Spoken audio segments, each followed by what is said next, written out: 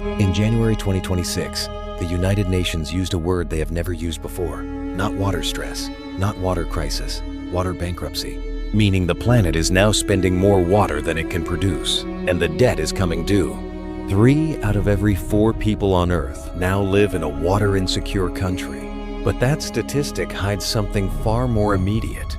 3 major cities, home to tens of millions of people, are on the verge of running completely dry, and the mechanism draining them is already irreversible. Bankruptcy is a precise term. It means liabilities exceed assets with no realistic path to recovery.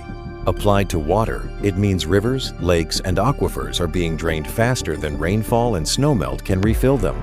And unlike financial bankruptcy, there is no restructuring, no bailout. Once an aquifer compresses from overpumping, its storage capacity is destroyed permanently. The geology itself collapses.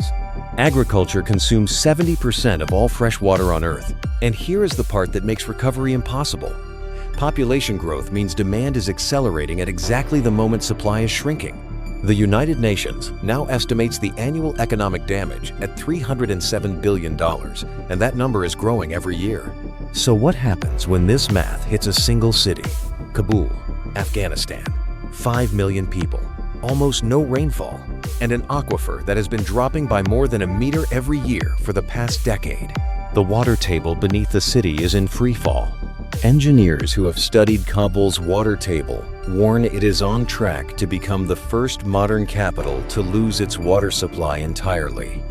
Not in 50 years, within this decade. The wells that families depend on are already going dry, one neighborhood at a time.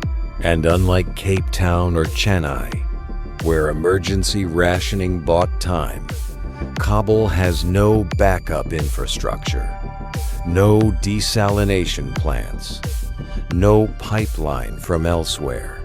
When the water table reaches zero, there is no plan B. Half a world away, the same mechanism is playing out with a twist that sounds like science fiction. Mexico City, 22 million people, was built on top of an ancient lake bed. For a century, the city has pumped water from the aquifer beneath it. The problem is, as the water is removed, the clay above it compresses, and the entire city sinks. Not by millimeters, by 20 inches every single year. Buildings lean, pipes crack, sewage systems fracture and contaminate the very water supply they were built to protect. The Metropolitan Cathedral in the city center has sunk more than 12 meters since it was built. And here is the cruel irony.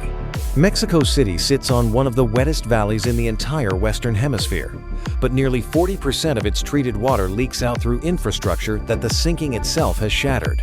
Kabul and Mexico City are not isolated cases. They are the leading edge. Pakistan's Indus River Basin, which feeds 270 million people, is losing groundwater faster than any basin on Earth. Iran has already drained 70% of its aquifer reserves. Parts of India that once had reliable monsoon groundwater now drill twice as deep and find nothing but dry rock. When water bankruptcy hits a region, it does not arrive gradually. It cascades. Farms fail first, then food prices spike. Then migration begins, not in thousands, but in millions. And this is not a projection for 2050 or 2080. The World Bank estimates that by 2030, water scarcity will displace up to 700 million people.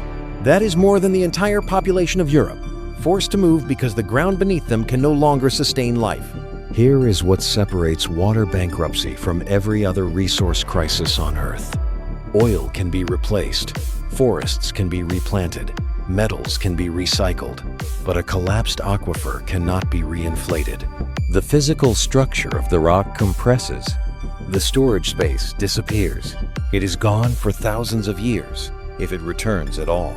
That is why the United Nations chose the word bankruptcy and not crisis. A crisis implies recovery is possible. Bankruptcy means the account is empty, and no amount of policy can refill what geology took millions of years to store. The question is no longer whether the water runs out. In Kabul, in Mexico City, across the Indus Basin, it already is. The question is, what happens to the hundreds of millions of people standing on top of empty ground?